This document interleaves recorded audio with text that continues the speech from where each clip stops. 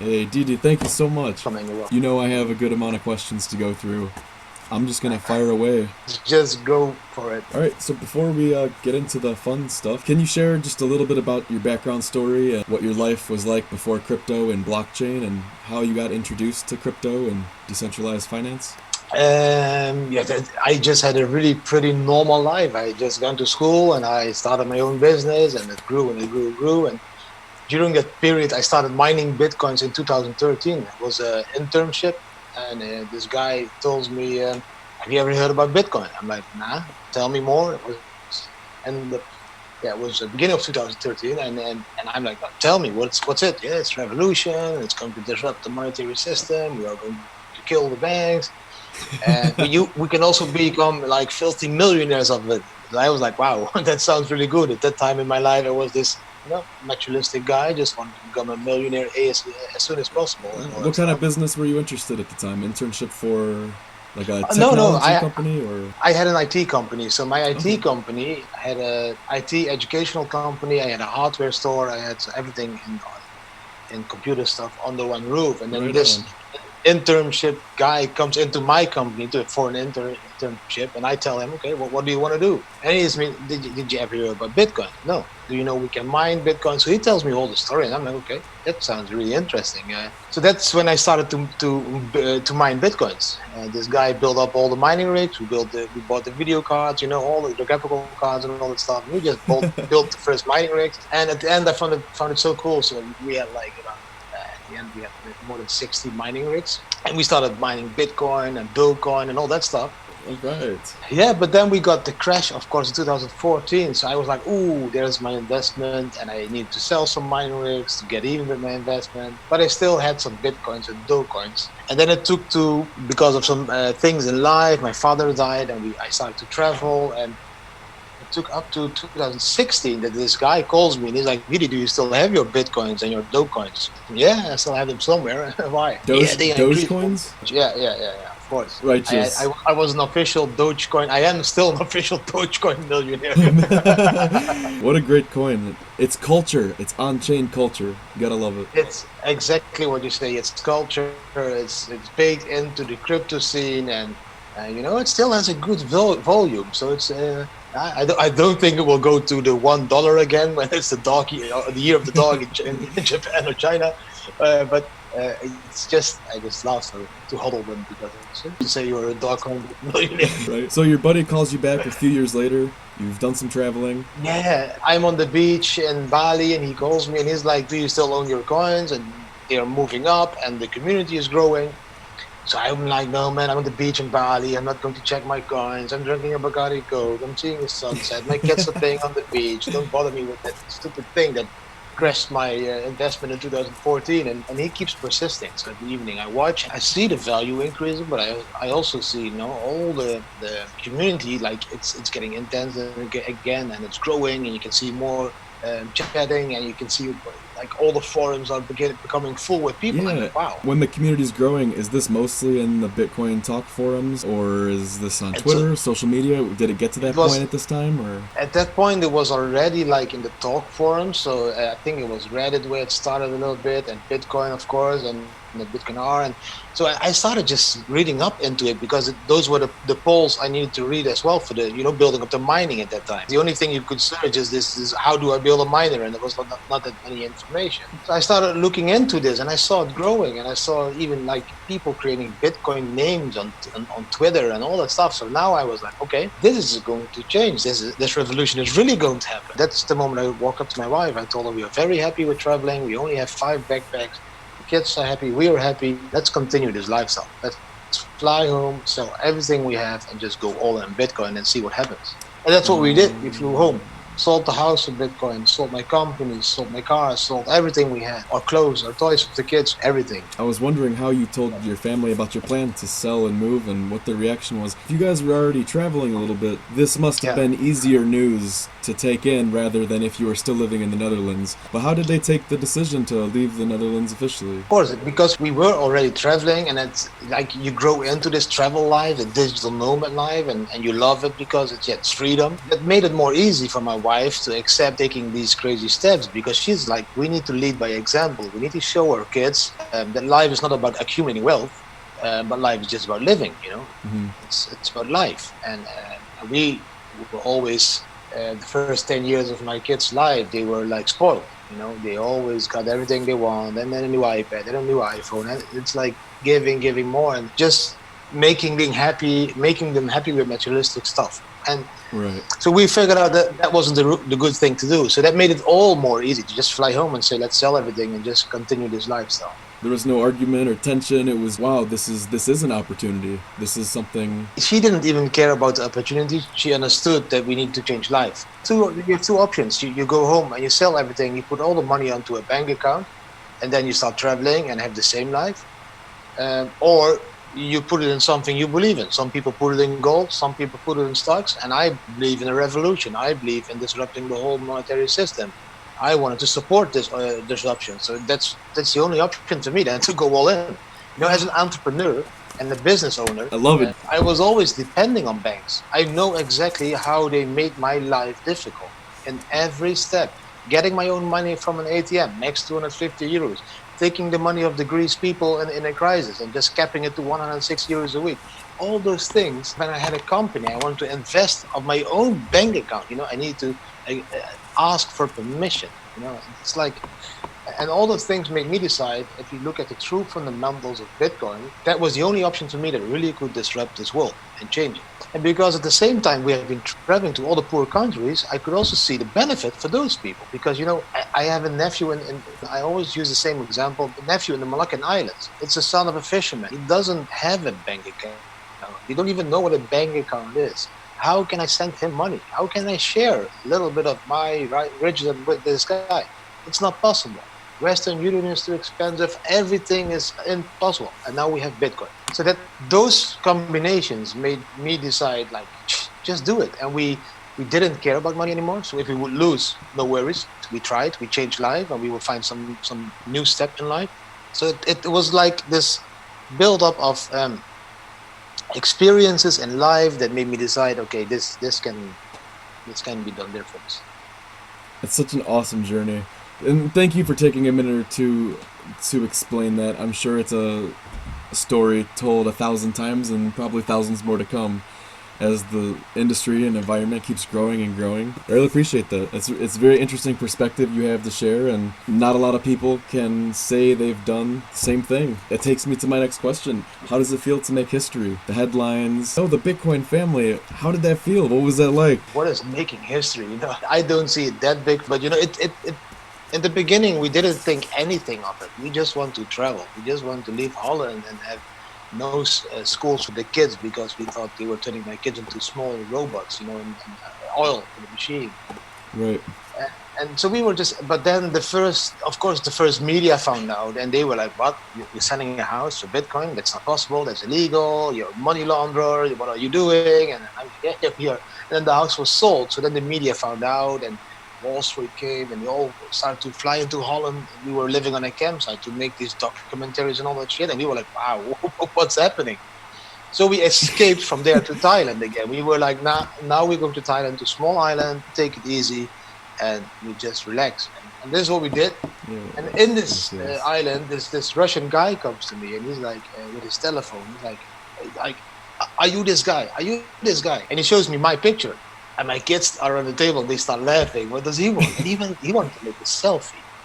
And that moment, I was on the table, the kids started laughing, my wife looked really strange. I was like, a selfie for what, man? And he's like, man, you're the Bitcoin man, you inspired so many people.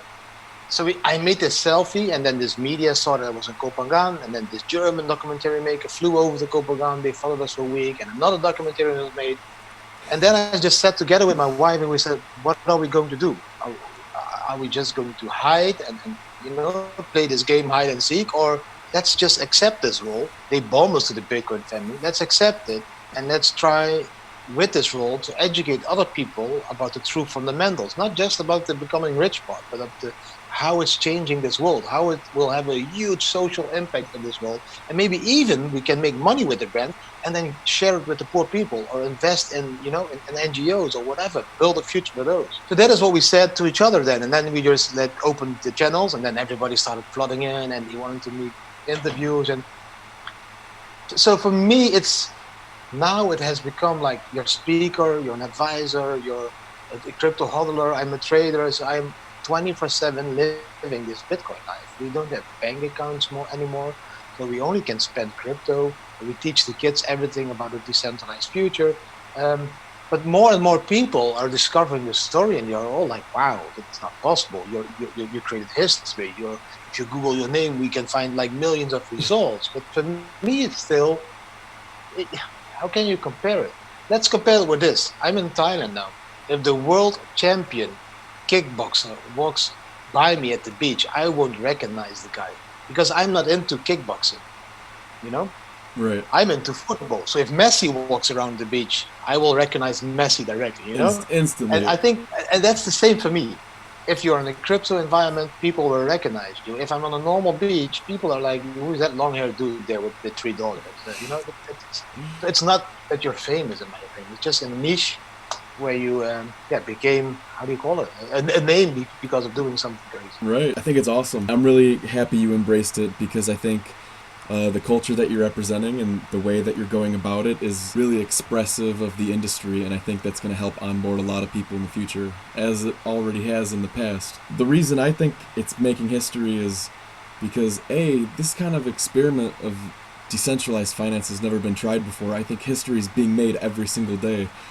You're the first guy with the big enough balls to take the risk, and someone caught wind of it. Maybe you're not. Maybe a couple people did it before you. You're the first guy that people heard of. It took off. It's an inspiring story. It is because of the craziness of the story. It's that you reach the bigger media. That's why you come.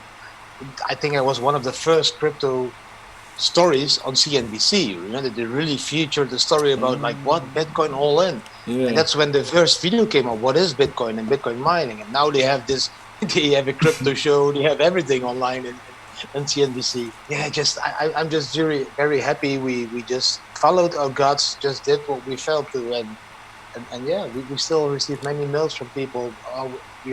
There are like 3 families that they call themselves Bitcoin family 2, 3, or 4. they sold also their house and everything, and they travel the world and they support Bitcoin in a crazy way. That's awesome. So yeah, I'll have to check that out too. I hope it just becomes one huge Bitcoin family again, and and that counts for all cryptocurrency camps, because that's what I tweeted a few days ago. I don't feel part of a team. I am in it for a revolution, and I think Bitcoin has the biggest chance of creating this revolution in this monetary system. But if it is Bitcoin Cash, or it is Litecoin, or it is Verge, I just support them all. In Bangkok, I need to use Dash because Dash is popular there, so I will use Dash. And if I need to use Litecoin in Las Vegas, I will use Litecoin in Las Vegas. We are all in it together. We all try to change the world together. And that's what they need to start to understand. Now we have all the community, and now they start to throw mud at each other. You're bad, you're bad. No, stop it. Throw mud at the banks. That was the goal. Right. We have come to a point where people are happy again that they can use a Visa card with Bitcoin on it. I think the goal was not at the end to create another currency on the Visa, backed up by Visa. It needs to be a cash. Damn it, Didi, I'm happy there's people like you out there. The world needs people like you. People need to hear your voice. The next question I have for you is, what challenges did you face during this time, and how have your challenges changed since then? So at the beginning, it was really difficult because we fully depended on Bitcoin, of course, and then you get the challenge that you need to exchange Bitcoin for goods. And in the beginning, there were no supermarket or stores accepting Bitcoin, so everything needed to be done by localbitcoins.com and all that stuff. And that was not the most safe place at that point because many scams and all that stuff. So from being very difficult, it became now very easy. If you're creative, it's not, let's be honest, spending Bitcoin is not as easy as spending fiat yet. But If you have all the time like me and you can be creative, there's always an option. You can buy online coupons directly with Bitcoin, which we use in supermarkets. You can buy, you book hotels already with Bitcoin. I use exceltrip.com. You can book hotels, flights, everything. So you need to be creative, and it's a little bit more work now, but at least then you participate in playing the game. Don't touch the banking system. And that's what we do. I don't want to, you know, they always said like it's only invest what you're prepared to lose. For me, is only hodl on your bank what you're prepared to lose. You know? That's it. Yeah, it is what it is. I mean, It is. You know, and it becomes more easy every day. I pay this hotel in Bangkok with Bitcoin. You can pay that's the good. restaurants with Bitcoin. What kind of challenges do you have now that you didn't have back then? The biggest challenge was the kids, because my oldest one is 14 and the second one is 12 and the third one is 9. And in a normal economical system market, kids at that age, they open a bank account, and with this bank account they receive this card and they can pay their first chewing gum in a store, the first Nikes in a store, whatever. Right. In crypto, it's illegal because kids below 18 years cannot have this credit Visa supported card, for example. So they can only have a Bitcoin wallet, but that's difficult for them to use all over when they want to go to H&M or whatever, you know? Mm-hmm. So now that was a huge struggle, and I searched and I finally found a company called BitNovo in Spain, and they were handing over the 14-year-old kid a card as well, because from 14 you can own the prepaid Bitcoin card now there. And it's, that's pretty cool. See and all that stuff. Yeah, so that's how I see that the industry is slowly growing. It's not that difficult anymore. The biggest challenge now is, my biggest challenge now is, I have seen the community changing from a we-focused revolution community. We are going to change the world. We are going to disrupt this monetary system. Now, slowly, in the last 10 years, it's changing to a very ego-centralized, wealth accumulating world again. You know, it's all people just want to make money. It's not all, of course, because of the hard forks and all that stuff, this happens, but it needs to change back.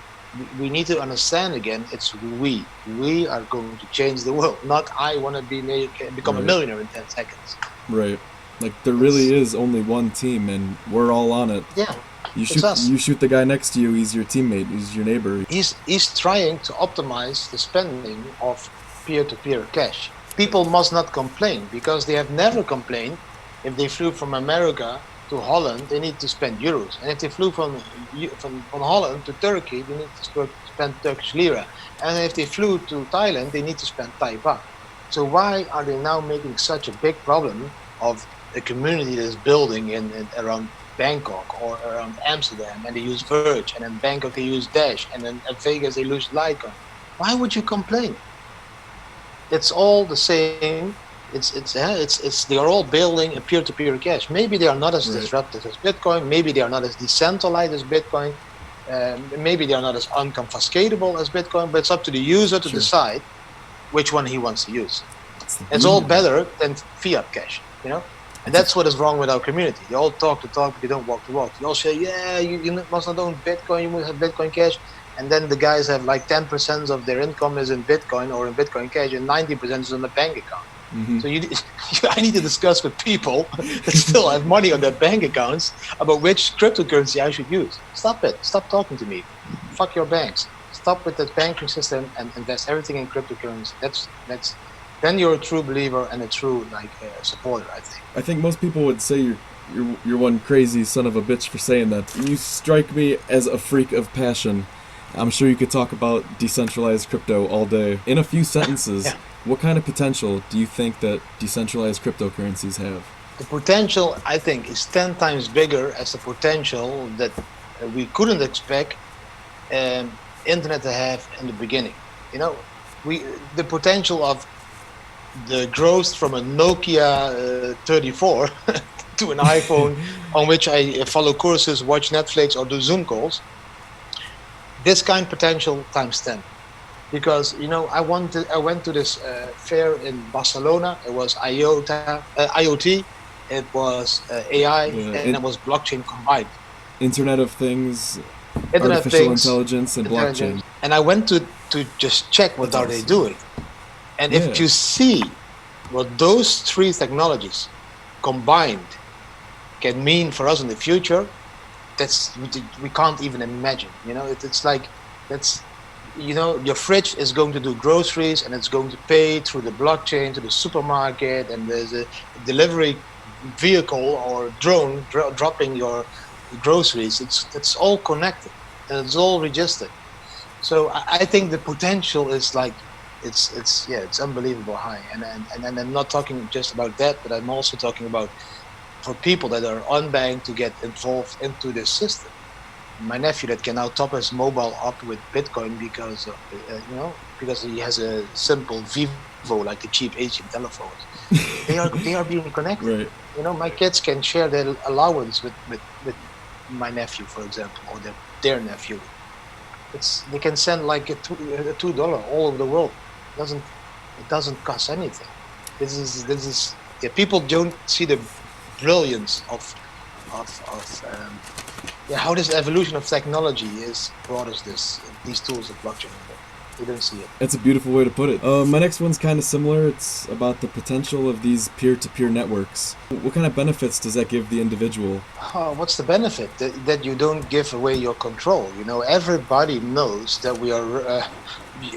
It will take to maximum up to 2 years that we will run in this huge crisis, worldwide financial crisis.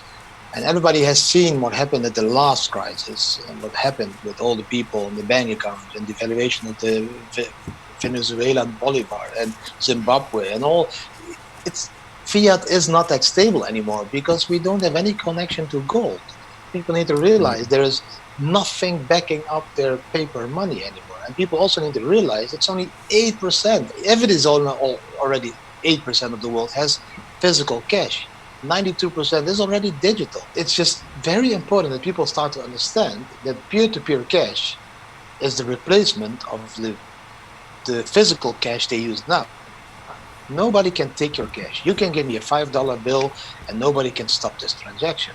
If we don't have physical cash anymore, then the control is fully to the banks. They push the button when you drive to the red light. They are like, you cannot use your bank account for a day because you drove to red light. Whatever. And that's the power of peer-to-peer cash. That's why we need to embrace it and use it. That's one thing that's crazy is it allows for so much freedom on one side for the individual to give them that option. On the other hand, we're not the only ones with that option. You see the central bank digital currencies, the CBDCs that are coming together, that will give them the option to push of a button, everybody on this block, their wallets are disabled, your funds are frozen, they control. Yeah. And the blockchain makes that a lot easier for them. In all retrospect, one of the best things that happened during the last recession was the birth of Bitcoin. There weren't too many benefits that came out of it besides this whole industry that's popped up since then. And that's why a lot of people have these conspiracy theories that it's not created by Satoshi Nakamoto, but that it's almost logical that's created by another government or whatever, Yeah. And that's also what people still don't understand. It's transparent, It's not that private as people think, but that's other currencies are focused on this privacy stuff, and the second layer is focusing on the privacy stuff. It will provide us of economical freedom all over the world, and I think that is really important for everybody to have this economical freedom, this freedom of speech, this freedom of making your own decisions, the freedom of schooling your kids, the freedom in everything. That's the goal. It's the goal in everybody's life.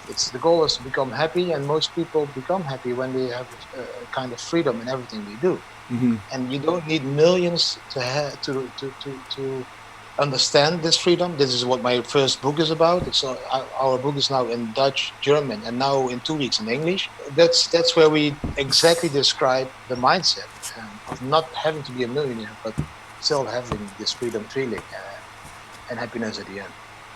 You just answered my next question, and also that's one thing that gets me so excited is the whole cryptocurrency blockchain has a very it rhymes with democracy in a funny way where the majority of the hash power the majority of the participants are the ones that make the decisions and run the chain, and the things that happen on paper and you'd think happen in benefit of the majority, since they're the ones that are voting and putting their money where the mouth is.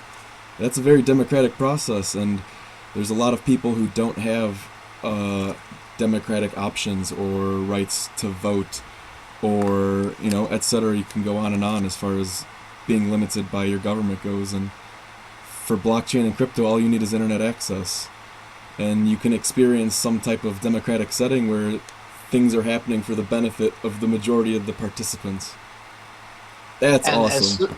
yeah, that's one of the biggest advantages of the blockchain. And as soon as more and more dApps are being developed that simplify the use as well, then people will start slowly to understand it as well, at least to understand the power. So I think it will take another 10, 20 years before we even have this like tremendous mass adoption, because Hmm. it's not that we as a community are not doing fine. We are creating the best apps. We are creating great promotions. We are doing everything we can as a whole community, But it's still, at the end, it still comes up to the mindset of the people that need to use it, and that's exactly the problem we still face. The mindset of the user is so small. We like call it sheeple, like sheep people. Limited, It's they they are limited, and very and limited. and and yes, you can see more and more people awakening and Hmm. seeing the power of not listening to Yeah. a centralized control. But it will take time for people to really form a digital nomad mindset, and that's what I speak about. It's we all started as nomads long time ago. We went living in cities, and cities were being built Hmm. because then we could find a job in that place. But those jobs that brought you to the city are now going online, which makes it possible for you again to become this nomad. So I think in 10 years' time, 15% of the world will be digital nomads. Like the people in the Google office don't go to the office every day, they already work from home.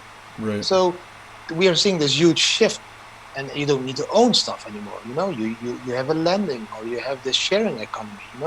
In Barcelona, I love walk up to this motor scooter. I scan it with my phone. I drive it 10 kilometers. I put it back, and I take a bike, and I don't need to own this stuff anymore. It's going Oh. to same is going to happen with cars. I don't need to own a car in the future. The car will be there. I will get into the car. The blockchain will do the payment to this automobile, which probably is its own company. It's not even owned by people anymore in the future. The thing starts driving 20 kilometers, and the next people get in that car and drive the car again. So I think this whole movement of decentralization, lending, sharing, blockchain, connecting all those AIs, this is the future. This is what we see in movies, but it's going to be real. It's going to be real. Oh, that's so optimistic. I love it. It's almost like this whole decentralized finance industry has sparked financial enlightenment for people, and slowly you're seeing this growth of, oh, I am my biggest limit. Oh, I do choose to pay this percentage of taxes. Oh, I do choose to live here, and oh, these financial choices are what makes me limited. And if I can That's switch that around, I will have less limits, I'll have more options. And at the end of the day, people make the choices that give them the most amount of options for them and the people they love. that's what I say. The people are just sometimes I don't want to offend. I don't want to offend anybody, but Yeah. sometimes I think that people are really stupid. Because if I read this message, for example, now that this company Corona Beer, Corona Beer, the beer, Yeah, they're taking a big loss right now, I read. they're taking a big loss. 500 Are million. people really that stupid that they think that they can get the coronavirus by drinking Corona beer? I know, right? Why would this company make loss? So people are. I'm like, wow, you need to be. Yeah. So people With are still in prison. Like I grew up in the 90s. For me, it was you go to school, you get a diploma, you get a big house, you get few cars, and you get a bigger job and a better job, and you become happy. That's what we are formed into this like materialistic money making monsters like Pac-Man. But at the end, we all find out that didn't make you that happy. It's your passion that makes you happy. And if you can make passion all your time and you can monetize your passion, that is the thing that makes you happy. And that is the thing that drives your energy. And that's the thing you need to show your kids and children. And not drop them in schools where they're Right. brainwashed into remembering the history, which is not even real. Right. It's Yeah, doctored. Well, you're talking about, we're talking about sheeple in 10 to 20 years and how long it might take this financial enlightenment to spread like the coronavirus. My next question, in 100 years, will the effect of blockchain tech and cryptocurrencies be a positive or negative for people around the world, or will it not even matter by then?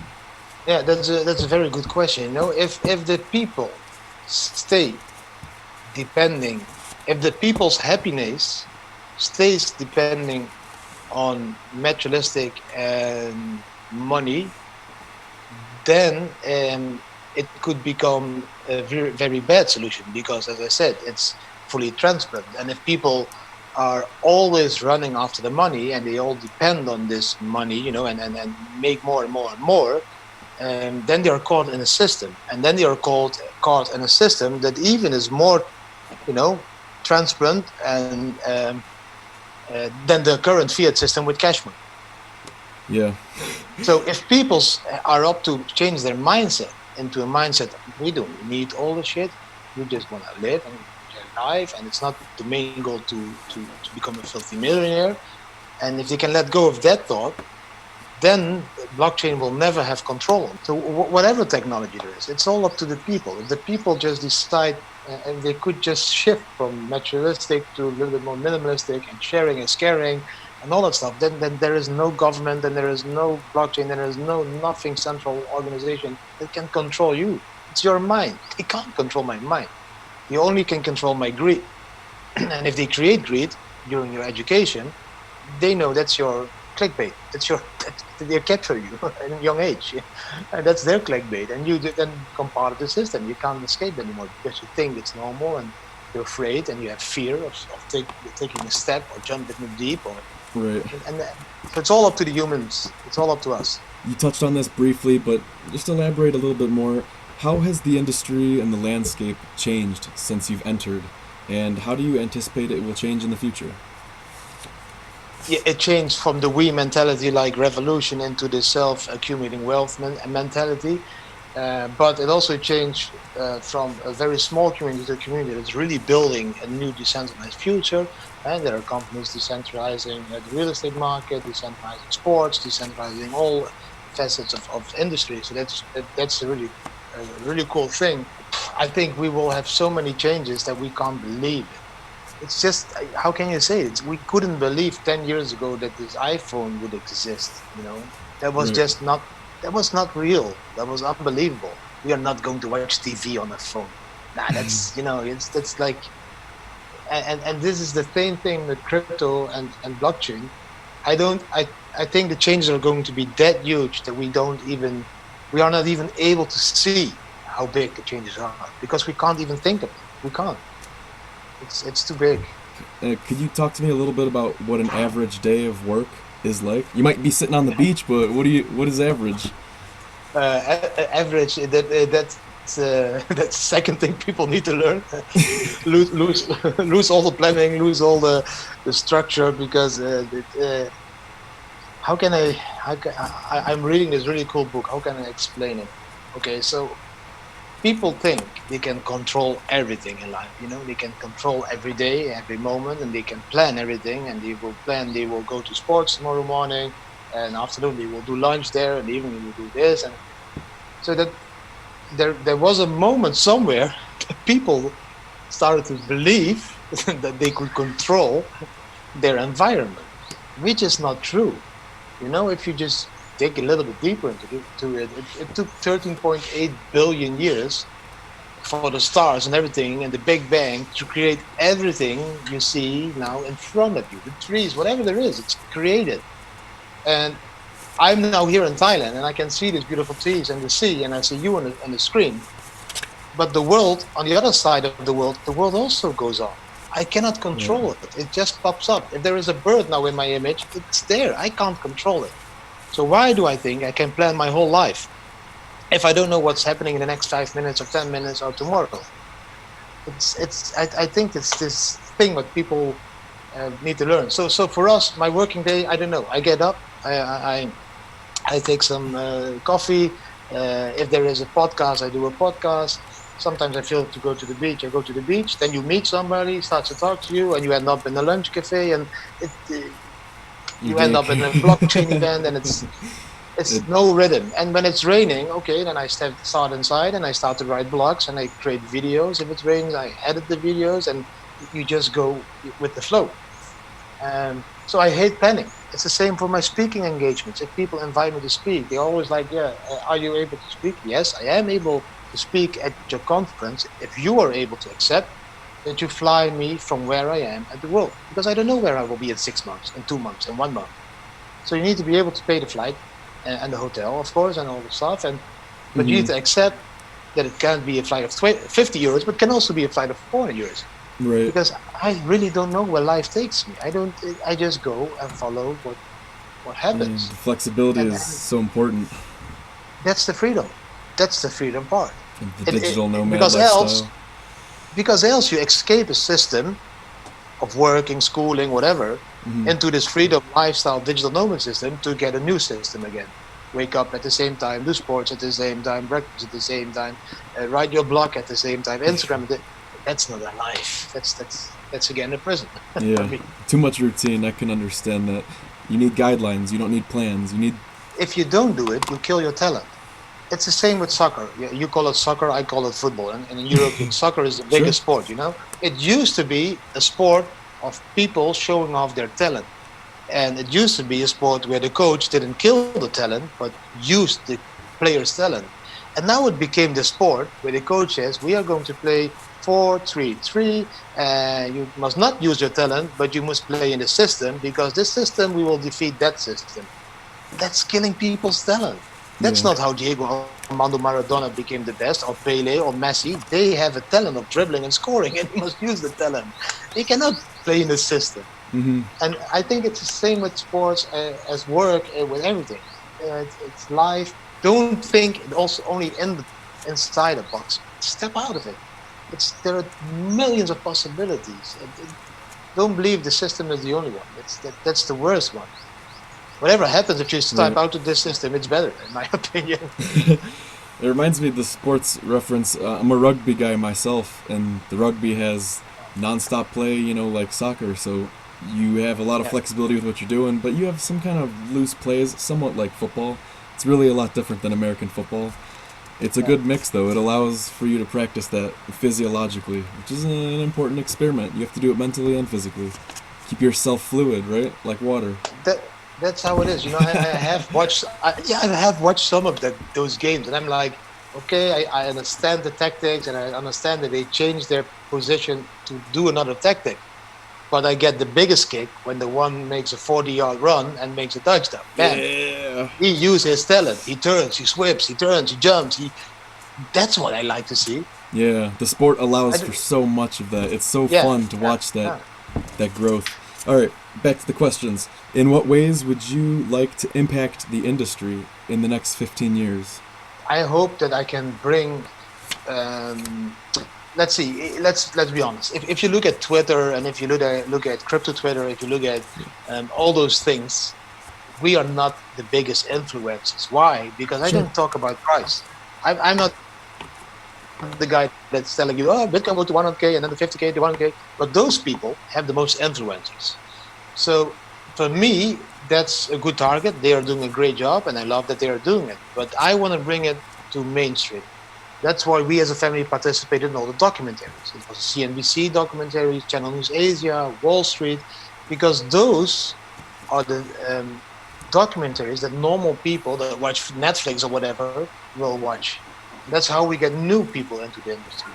If you make just the trading videos, you only focus on the people that are in it for trading. You want to optimize their trading skills. Right. And so I want to create edutainment, how do you call it? Entertainment and education at the same time, but for the mass media. So that is what we are doing now slowly. I want to shift our brand into fun. You know, the whole crypto space needs to become fun again. You know, I was talking to Joe Blackberry Born from Cryptocoin Trader on Facebook, this group, CCT, they are making fun of it again. They're organizing games and contests and the Packy Challenge and all that stuff. And this is what normal people like. Normal people are not going to watch a guy talking about green and red candles like an hour. They don't fucking care. Yeah. Normal people want entertainment. And so people sometimes don't like John McAfee or don't like, all those people. I don't care. They are entertainers. Right. They are in it and they bring the message to the mainstream audience. Yes, he says I eat my dick, but 2 billion people are reading it, 2 people, Right. billion people all over the world heard about it. Speaking of which, he's running out of time. Yeah. What he said, by the end of 2020, if Bitcoin's not $1 million, he eats his dick on TV. We'll see. Something like that. I don't know the date exactly, but just see the commotion that was created by it, and that's just already That's what attracts me to the Bitcoin family, the mix of education and entertainment. There's a million people that want to talk about prices and candle, and the changes in prices, they do catch a lot of eyes, but at the end of the day, it's the culture of the decentralized finance that attracts me so much. It's so interesting, and I want to help share that. That's why I started building on blockchain, is because I'm trying to bring some kind of value to the industry while I'm exploring this, and I wanted to help share the background of these people that are contributing to the culture and the growth and onboarding people. So thank you for that. Amazing job. Thank you, and to you as well. What an inspiration. What advice would you give in 30 seconds to someone just starting to learn about crypto and blockchain? Understand that Bitcoin is the replacement of your physical cash, and it's capped into 121 million Bitcoins, of which the last one will be mined in 2140, and it's already evolved from a revolution into a tool that banks want to use and integrate and everything. So it's not a multi-level marketing scam anymore. And just make sure you have one Bitcoin.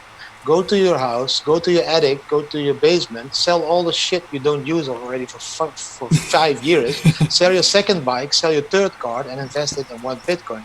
And you can be able to buy it back in a few years' time if you believe in the power of Bitcoin. So that's what I would say to them. Go to the website, thebitcoinfamily.com, and you can find all the information, freely use it, how to buy Bitcoin, where to buy Bitcoin. I love it. If I really need to tell people what I feel, then it's lose the fear of living life. Grab the life by the balls, take your thing, what you want to do it now. You're now into it. Now you're like 20 to 40 years old. You can live life to the fullest. When you're 60, you really dream about this pension you're building up, which won't exist in 40 years' time, this pension. It will be bankrupt. And you want to enjoy life when you're 60 with your whatever, how you are going to walk with a stick, whatever. You're not going to climb the Kilimanjaro when you're 60. You're not going to dive in the deep sea when you're 60. You're not going to run like a marathon, hike the biggest hikes in Africa or New Zealand. Do it now. Enjoy it now. Live now. Don't go for the end point and this big mountain of gold. That's not there yet. You live now, enjoy now. I love it. Sell the shit you don't need, buy what really matters, and have an adventure. Pursue a dream. What has the Bitcoin family been up to since leaving home? We stepped into this roller coaster, and this roller coaster has made really crazy turns, and I think we still need to make some loopings, and it was a huge adventure. It still is a huge experiment because we changed from a materialistic family to the minimalist family, from a family that had a house to the digital nomad family. At the same time, you're bombed by the media to a Bitcoin family. So you can imagine that all the emotions that go through a family, by combining all those changes, that's created a huge adventure. And that's what the book is all about. It's all about that adventure. How can you create this mindset of going all in, accepting what life will bring you, and what did it bring us, and how did it bring us, and how did we lose the fear of making this? So if I tell people what we have done the last 4 years, they won't believe it.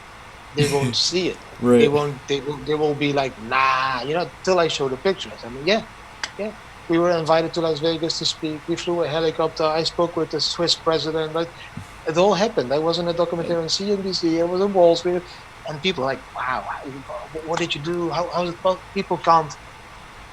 People are just too stiff in life to that they can think that these things are possible. They never dream big. They never dream big. They don't dream at all.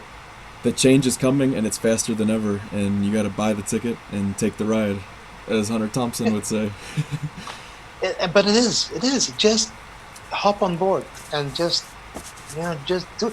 I 2 days ago, or no, I'm lying. 3 days ago, I think, when I was chatting with the Moon Carl. You know this guy? It's also this YouTuber about prizes. Carl the Moon, he's called. Yeah. He has Yes. 90K followers or something. A really cool guy. I had a chat with him, and I talked to him. And he wanted to talk about Bitcoin. I said, no, let's talk about life. So how did you get into this? And then he told me a story about 3 years ago, how he was still just working a really, really, really normal job. And now I was meeting him here in the villa in Kompagan with a beautiful infinity pool, a view, and I'm like, so you understood that you could change. So we talked about that, because everybody can do the same. You can be working in a supermarket, just change, go for it, do it. And if it doesn't succeed, if you don't succeed in a year, you can go back to your supermarket or whatever and work again. And if you Right. do succeed, You're you talking about succeed. like an entrepreneurial, like an endeavor, right? Like a business idea. Is this kind of what you're alluding to? It's not even, it's passion. If you love to dive, Ah, get your dive certificate and go give dive lessons all over the world and live of it. Don't go sit in an office when you want to dive or when you want to hike hills. But people get stuck into an oh yeah, office because they are addicted to the money they get on a monthly base, yeah. because they make themselves dependent. So if you sell everything like we did, and again, you can read it, this in the book as well. If you Yeah. sell it, Do you have a copy of your book here with you? yeah, I will send you a link so you can give away a few to your followers. Yes. But it needs to be the English one, so that will take 2 weeks or something. But Perfect. it's always possible that when you sell everything you own, you don't have a mortgage, you don't have loans, you don't have financial pressure of rent and all that stuff, Right. and you do make money, then you have total economical financial freedom of spending. If I buy a house in Holland, I need to pay €1,000 a month. I have this small house in Holland where I need to go every day. The same €1,000, I've been living all over the world in villas with sea view on the beach, even cheaper than €1,000 a month. So why would I think that I need to buy a house with a loan of a bank and trick my mind into I own the house? You don't own the house. The bank owns the house. You own the house when you have been paying 30 years. And if in those 30 years, in between, you make one mistake or you pay 1 month not, the bank will take your house and they will sell it. It's the bank's house. So why spend it on a mortgage if you can spend it on Airbnb, like a trusted house? There's all those places where you can sleep in the most beautiful place in the world for less than a mortgage.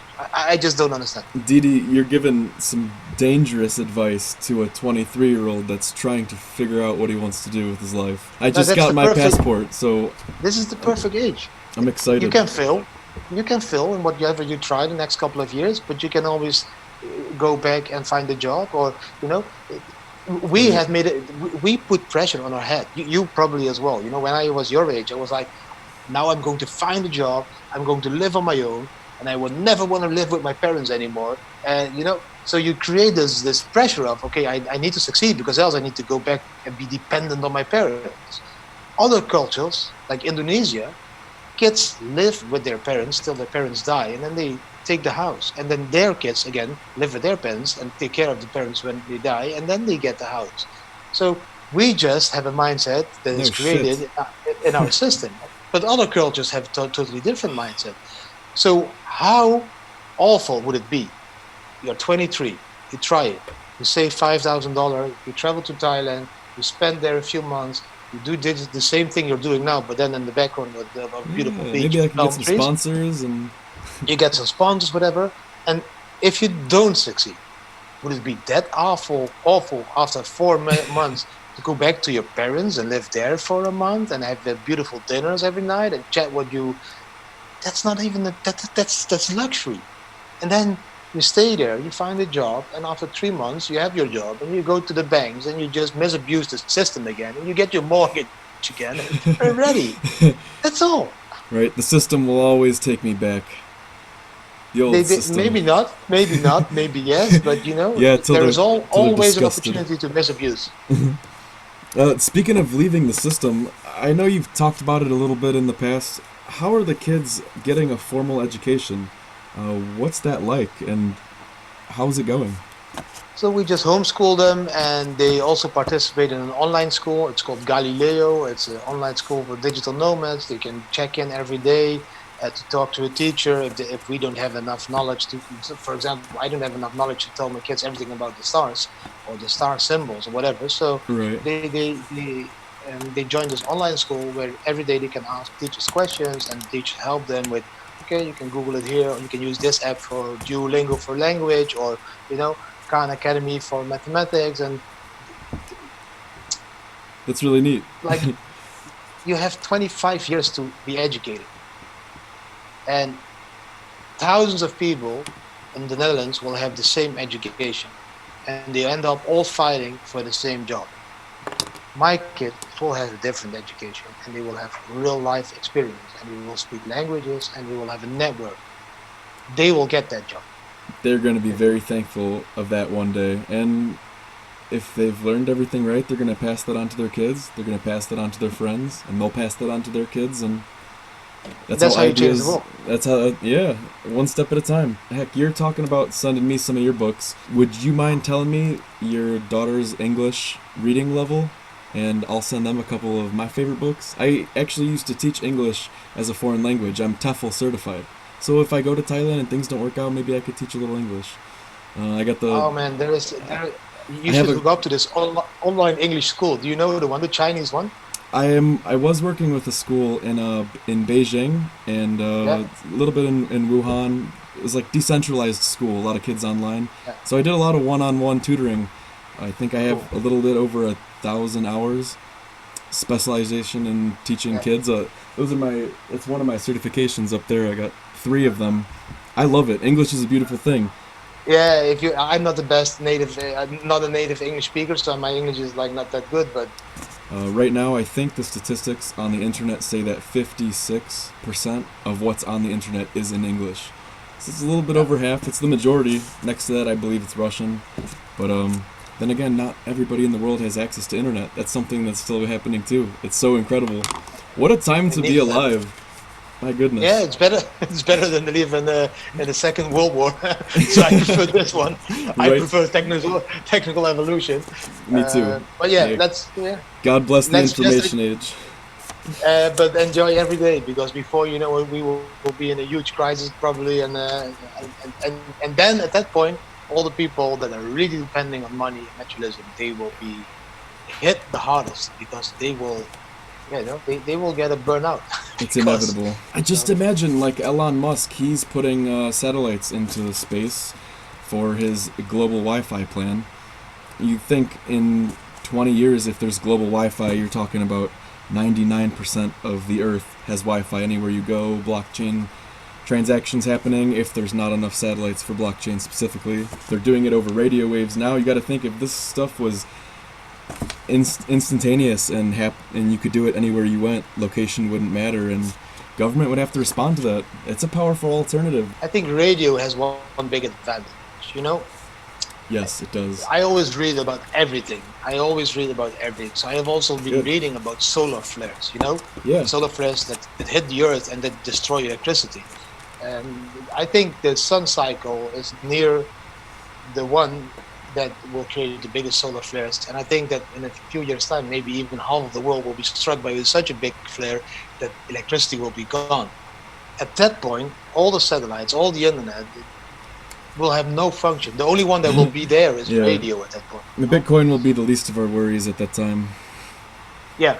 So I really admire and I really look up to people like Elon Musk, what they are building and how their visions are and everything. Yeah, that ambition is interplanetary levels of ambition. Yeah, Seriously. yeah, yeah. I hope we'll be able to go to the moon and to the sun. And this time maybe we can land for real. Not Not like created or something fake video. I don't know what it Hollywood is, but production. Well, that's something that blockchain helps with. If you're familiar with Factum, I know some of their software products are used with digital footage, and you can tell if it's been altered or not. I know right now the United States Department of Justice is using it, and the Secret Service in the White House to figure out someone broke a White House window. Let's look at the footage. Okay, how do we know this footage hasn't been altered? You can check the blockchain. Okay, these blocks are all in order. This is the original footage. Bada bing, bada boom.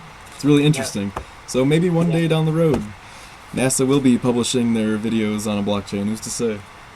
A Yeah. couple more Maybe one questions. day we will control NASA and they need to publish it. Well, that's something I think a lot about too, because if a central bank digital currency, if these CBDCs come out, a lot of these banks, central banks and governments, their spending is going to become a lot more transparent than it's ever been in the past. The people will actually know and will be able to follow online how is the government spending the tax money. Is this following what they say it is on TV? If not, grab your torches and pitchforks and let's head downtown. Yeah. Maybe then we just collectively vote on a button and then they lose power. Something like this. Right. What types of things have you learned so far since leaving the Netherlands that made the whole travel process easier? What are some things that clicked early that was like, okay, I need to do this? The biggest thing is the connection for me was leave your hardware wallets at home. Leave the hardware wallets. Oh yeah. Oh yeah. Some of I those didn't want. those headlines are scary. No one wants to get tortured over a ledger. Exactly. So that's Come exactly what on. we did. Um That's a good lesson. Connections, letting go. That was my biggest lesson. Letting go. I was structured. I was planned. I had an agenda. I had a secretary. I had all that stuff. And the biggest lesson is letting go. Just let go. Just do what you feel and do what you think, and it always end up right. You always take the left or take the right side, and then you go to the left, and at the end of the road you can again go left and right, and at the end of that road again left and right. Never stops. So just accept it. And that was the biggest thing. Because we had cryptocurrency, it was easy. I never needed an ATM. I always transacted local bitcoins or other websites that those countries used. How has the Headache. language barrier been? Is that doing cryptocurrency with a language barrier? Is that a thing, or is that easily Nah, navigatable with technology nah. today?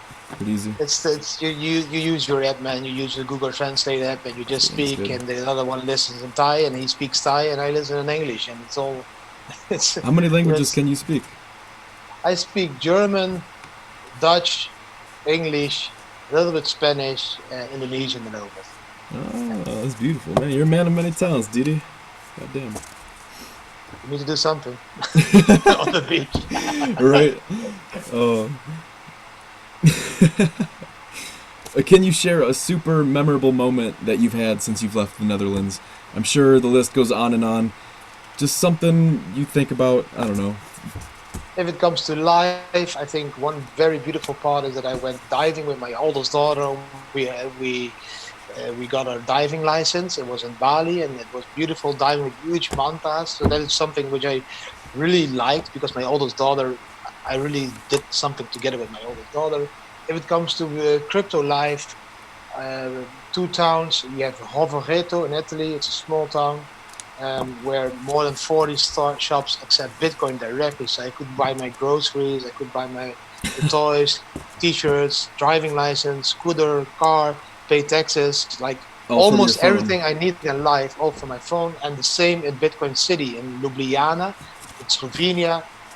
100% of my needs directly payable by Bitcoin.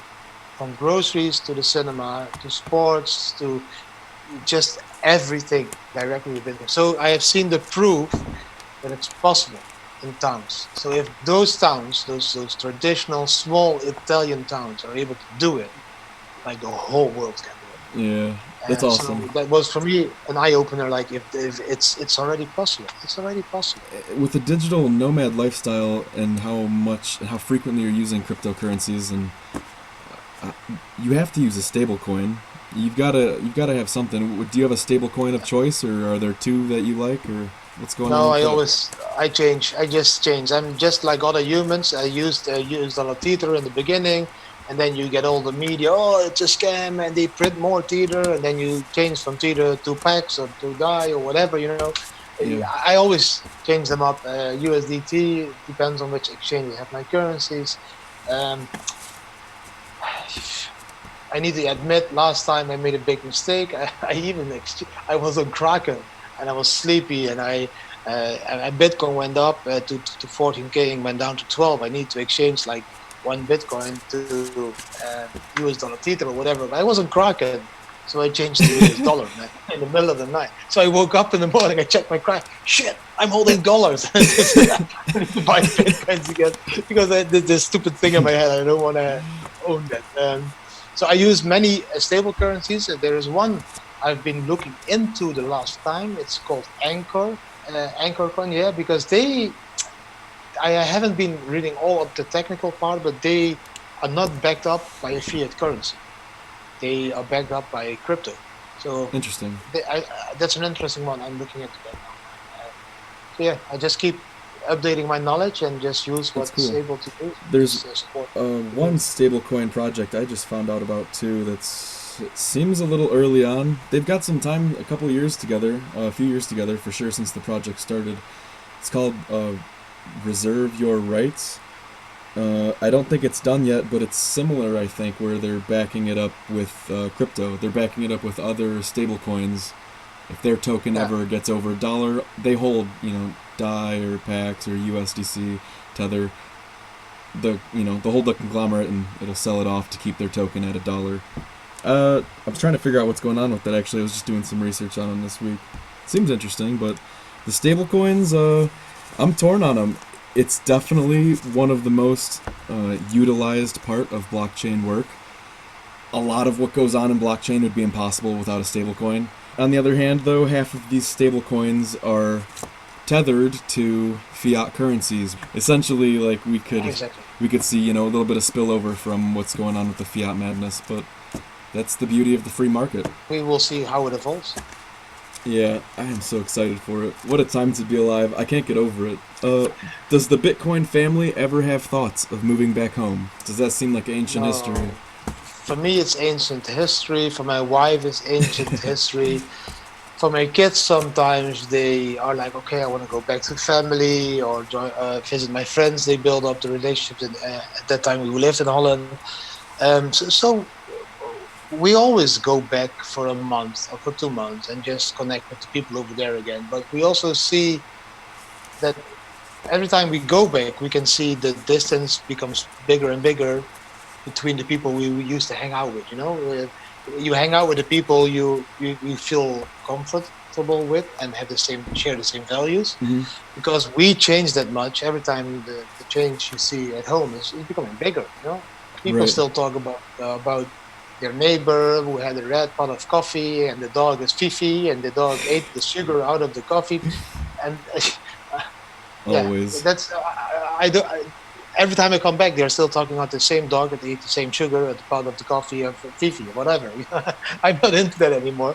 I want to, yeah, I want to spiritual grow. I want to mentally grow. I want to grow, and I want to see my kids grow. And I don't want to bother about my neighbor's car, or, whatever it is that people still Yeah. compare themselves. Distance being created, but at the same time, my best friends are still my best friends. We call now and then every week. If I would call them, I have a problem, they would fly over and they would help me. Otherwise, same, I would fly there. No cravings for stability, like that long-term stability. Nah, fuck Nothing it. like that. Fuck That's not that. stability. That's a thing of the past. That's prison. That's prison. Stability does not exist.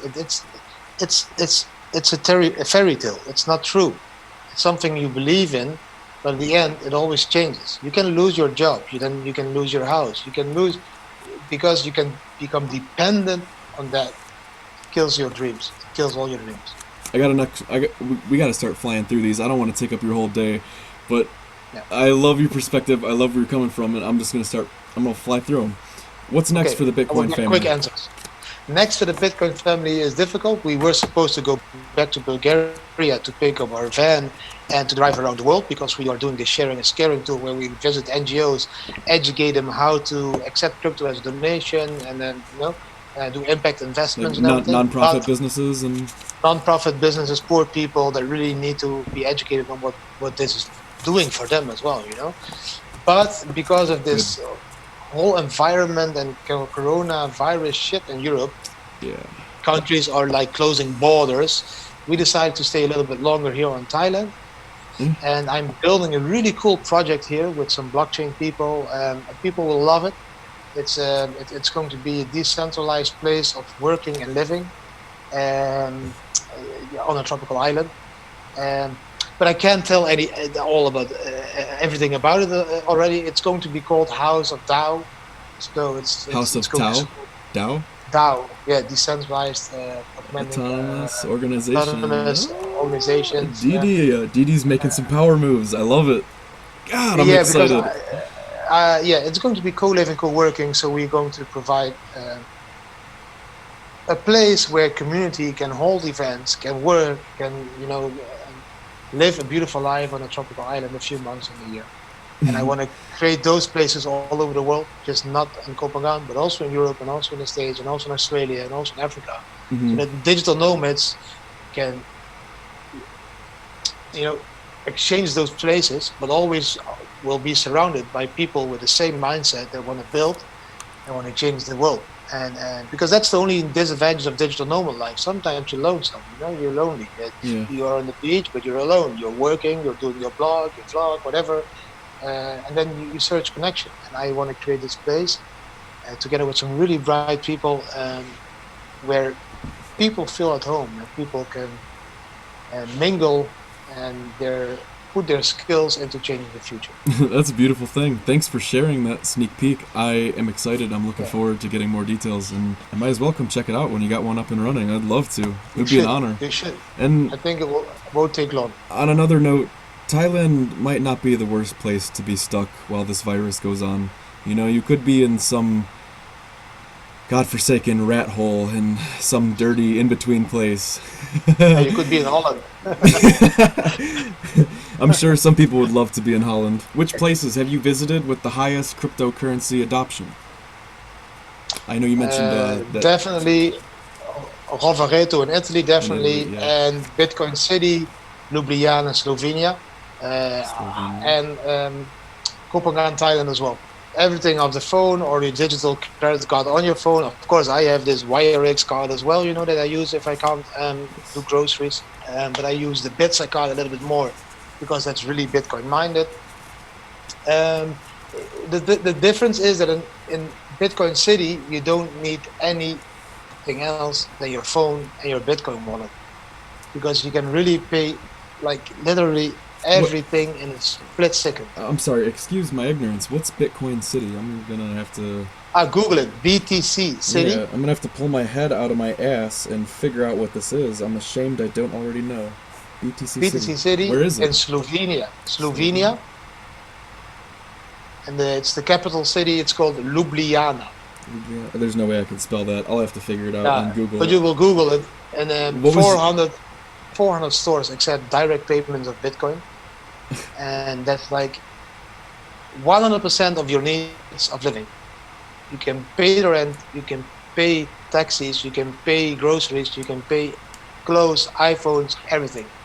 Oh, that's so exciting. It's going to keep spreading and spreading. I read Japan has a really high rate of adoption as well. Apparently there's... Yeah.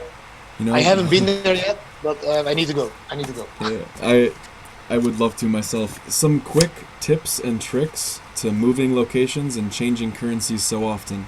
A little bit of advice you'd give to someone that maybe isn't used to that? Don't think, just do, because you can change currencies all over the world, everywhere. Don't be afraid of fees, or don't be afraid to get shut down, or don't be... What kind of fees? You're going to pay a negative interest on your bank holdings in a year time. So that's a fee. Compared to the That's a alternatives, fee. I guess it's not a question. No. I got the rest of these are pretty quick. They're more or less fun questions, not so much related to crypto. A little bit revealing of your personality. Explain a little bit more about Didi.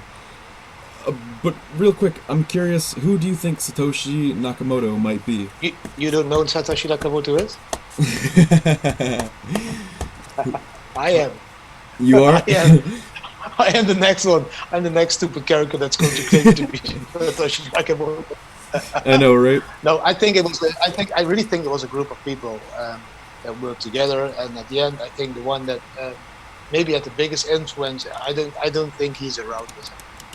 The main, you think if it was a group, the main actor of the group isn't around anymore? That's what you're saying. I don't think. That would make sense. Well, I guess that kind of ruins my next question, but I'm going to ask it anyway. Why? If Satoshi Nakamoto joined the interview right now, what would you say? You might have a little stardom fever. The first thing would be, do you want to have a Bacardi Coke? And then I would have a drink with me. I will have a drink with him, and then I will ask him all the questions, and I will thank him for creating these beautiful tools that will create this economical freedom for all of us all over the world. And yeah, that's all I think, because I think he knows he's done good, and maybe I would ask him to do a transaction, just one Satoshi of the big baller, to prove that that there is a reason why those million of bitcoins haven't been moved yet. That is such a crazy thought. If you could get one Satoshi, just 0.0000001 Satoshi, you could probably, if that was from his wallet, her wallet, whose ever wallet, you could probably trade that one Satoshi for. You could probably auction that one Satoshi for 100 bitcoins. Someone would pay an incredible amount for that. It would be like an artifact. I don't think it will ever do that. I would keep this one. I would print it out and hang it on my house that I don't own. I guess it's true what they say. Some Bitcoin are worth more than others. Maybe if I received that Satoshi on that Bitcoin wallet address, I would like make a tattoo of this wallet address around this Bitcoin the QR code. The QR code.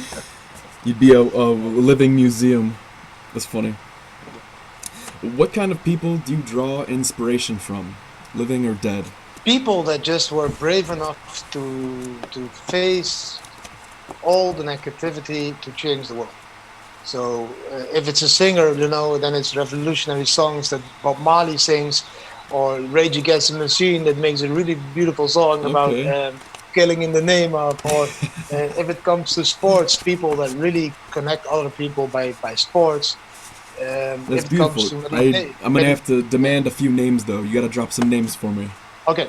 So, for me, yeah, Bob Marley is great inspiration for me. Che Guevara was a great inspiration for me. If it comes to spiritual parts, it's Sadhguru. It's an Indian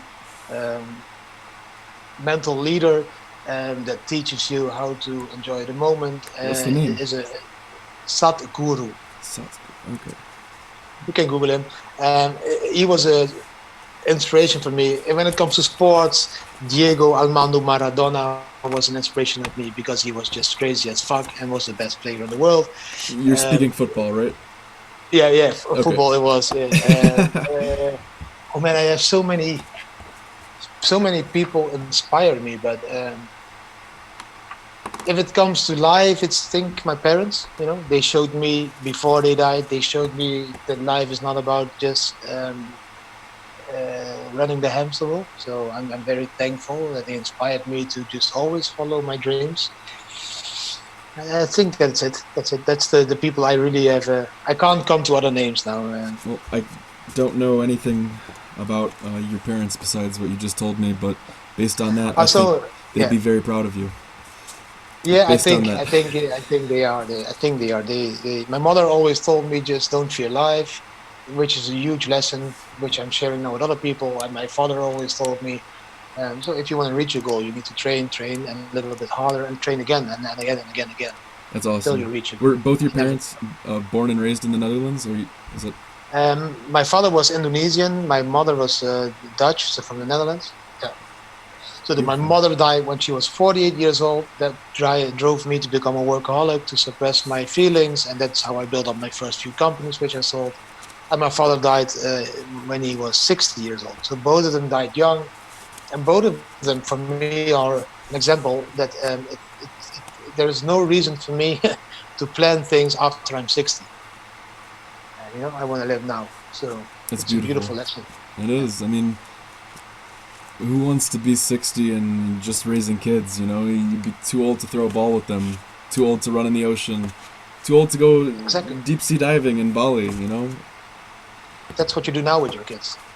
I have Now I that. can still compete with them if I run on the beach. Then I will break my ankles, my knees, and everything.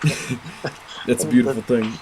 My yeah, father taught me the same thing. He wanted his dad was a little bit older than he was. He didn't get to spend too much time doing physical things with him, and he didn't want that with his kids. So, and he's a firefighter, and the firefighter job beats you down after so much time. So by the time he hits 60, he's gonna be all beat up. You don't want to be doing that kind of shit. So, I'm real thankful, yeah. and I'm gonna do the same thing when I start my family. It's beautiful. Uh, Didi Taihuttu, when you were a child, what did you want to be when you got older? Professional soccer player. Yeah? All the sports, huh? Yeah, always sports. I played professional my whole youth. So from 12 till 20, I played at professional soccer clubs. I've always, and my biggest dream was Damn. becoming a professional soccer player Where at? What country?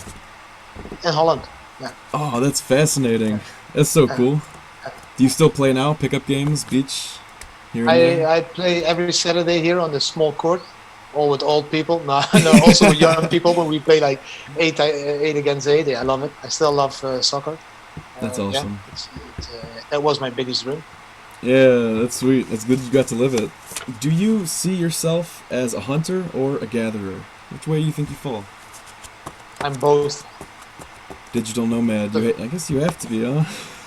Yeah, I both. I hunt for my dreams, so everything I want to do, I just do. I hunt for it, but I also try to gather everything and have people and bring people together and just create one huge, big, happy family that supports the same goal in life. Yeah. That's beautiful. Thank you. All right. Would you rather experience 6 months of sunlight or 6 months of nighttime? You get one or the other. Whoa. 6 months of sunlight. I'm a bulk of energy. I always have energy. I don't sleep a lot, so for me, So you would love it. there's always time, not enough time for me. So yeah, give me 6 months of sunlight, and I'm happy. Go surf Yeah. for 3 days straight. Yeah, whatever. Just chill in the pool for 3 days. I don't care. That's awesome. Who is one famous dead person that you would love to have dinner with, and what would you order to eat? One famous that person who I would have dinner with, and I think it would be then Bob Marley, and we would eat a space cake together. I love it. Yeah. Man, what an answer. I never would have seen that coming. What a surprise. Yeah, I think we would have a happy time then. Would you rather visit the moon or the deepest part of the deepest ocean? Probably take the moon. Yeah, probably take the moon. But I'm always very curious what is there in the sea, what is below. Mhm. How many kilos of gold would we able to find below the sea level, like the deepest point? And could we double the amount of gold available in the world and then make the gold price go half? So that would be the only motivation to go into the deep sea, to find that gold and just show that gold has no value. And then, Right. I think about that. You ever read the articles about asteroid mining and how they of think course, that yeah, it's like, there is a limited amount it's of gold cool. on Earth, but in the universe, there's a lot more. And we don't even know how much the limited amount in the earth is, because we have never found the amount in the seas. We are technically not able yet, but we will be soon. It's And then there will be it's gold true. being mined in the depth of the sea. And then let's see if the market cap of if the if the amount of gold will double. The I could only supply. figure out that the price will go. If the Mm-hmm. supply doubles, I can't see a price increasing. That's a good point. It's a breath of fresh air knowing how much Bitcoin there Yeah. will ever be in the universe. You know? All right, Didi, World War III is starting this summer. summer 2020. In your words, why is the war starting? Because of the huge debt crisis we have. The world has already started. Countries fighting over I think debt. I think the economical war that is now going on between America and China is already the beginning of the third World War. I don't think we will see a lot of deaths because of fighting and guns. Maybe we will see some economical situation being disrupted by some kind of a virus that was already created in 1981 in the area of Wuhan. And maybe they will, I think that will be the war. I think it will be a huge financial war, and it's already started. That's interesting. Well, I certainly hope World War III hasn't started yet. There's signs that are long overdue, and quite honestly, you're ignorant if you choose not to see them. Hopefully, I think there's time for enough people to prepare, whether that's bug-out bags and freshwater tablets or precious metals, whatever have you, But you gotta hope that things are for the best. That's all. You can see already the hectic of people because of this virus, Yeah. I read a tweet the day before, and I was like really cool. It was the guy was like, like 90,000 people of the whole world were infected by the coronavirus, and now the whole world wants to run around with these surgical masks. And 100 million people have AIDS, and nobody wants to use a condom. That's how stupid it is. It's incredible. On a better note, what is your absolute best case scenario for humanity in the next 50 years? The best case scenario that the world hasn't exploded because of sun flares or whatever. that there won't be an ice age in the next 40 years. That is the best case scenario. But the best case scenario is that people are able to spiritual grow into a situation that they don't depend on the stuff they are depending on right now, and that people start to understand that you can also exchange value by exchanging knowledge or exchanging work or exchanging whatever your skill is with each other, and without even using a currency, I think cryptocurrency is a beautiful step in between to create this peer-to-peer cash that we start to exchange values with each other that is not controlled, but in the end maybe it will lead to that we are not even exchanging that value anymore because we don't see it as value anymore. Then we see the value of the real human being again. I can see the value of you being a good interviewer, you can see the value of me being a speaker, and you just exchange those things with each other and live life like that, So I think that would be the best situation in 70 years. That would be beautiful. I would love to experience that. I hope I do. On the other side of that coin, what's your absolute worst case scenario for humanity by 2070? Sounds like solar flares. We might not even be here in 50 years. Ice Age. Interesting. The next Ice Age. It's the poles are going to shift like a little bit, like a quarter, and then that would make Thailand the North Pole, and that would make, for example, the Netherlands the middle, and Japan or whatever, or Norway like the South Pole, whatever. I think that shift can create something strange as the Ice Age. Like, we don't even know what nature can do. You see one tsunami and like millions of people die. One eruption of a volcano, millions of people die. I know. So why wouldn't an Ice Age not be possible? I don't know. That's a good point. Last two questions, real quick. We're just wrapping this up. Cool. Best place in the world to raise children, in your opinion? The best place would be around you. So the best place would always be when you do it yourself, and when you not drop your kids at somebody else's place. With family. Or the babies, even when they're 4 or 5 weeks old, at a child daycare something stuff. And I think it needs to be something you as a parent needs to do. You need to grow up your kids. You need to teach them the values you want to teach them, not the school and not the daycare. Fuck, I wish everybody could hear that one simple message before they choose to have children and grow family. Last question, and we'll get out of here. If you had $100 million to donate to charities, what causes are you attracted to supporting? Where would that money go? Who would you help? It would be children. It would be educating children and creating impact investments for those children so that they become independent of the system they live in, and they can build those things up, and then again their kids will follow up and follow up. So Children. let's say, for example, let children clean the beaches in Asia and get the seas, empty the seas of plastic, and pay them in Bitcoin for it. Whatever. There's so many things you can do. But it would children. Children have the future. Children have the future, so I would always invest in the kids. Thank you. And thank you so much for your time. I know it's precious. You're in a beautiful place, and here you are sitting in front of a webcam. And I'm just doing my thing from gloomy Cleveland, Ohio, in the United States. It's also beautiful, man, wherever you are, and we will probably meet somewhere here in Asia. Can you plug your website, and can you plug your book real quick before you go? The website is thebitcoinfamily.com. If you want to find us on social media, it's all over. It's like Facebook, Twitter, Instagram, TikTok, all Snapchat. Everything is the Bitcoin Family. And all my private stuff, my private Twitter is all my name, just Didi Taihuttu. And also Instagram, Twitter, and all the other social media stuff. YouTube as well. We make videos about how we spend Bitcoin, how we research the crypto industry, and how we try to pay source for Bitcoin. Some really cool videos, so check it out. Also, YouTube, the Bitcoin Family. Yeah, I would absolutely have to recommend it. Please check it out. Their content is awesome. You're going to learn a bunch, and you're also going to get jealous. I know social media does that to you already, probably, but it is what it is. So thank you for tuning in. Thank you, Didi. I really appreciate your time. Thanks again. I really appreciate it. Amazing. I hope we'll talk soon. Thank you for your time, and we see each other soon. Hell yeah. In Thailand, Kopangan, with the Digital Nomad Studio.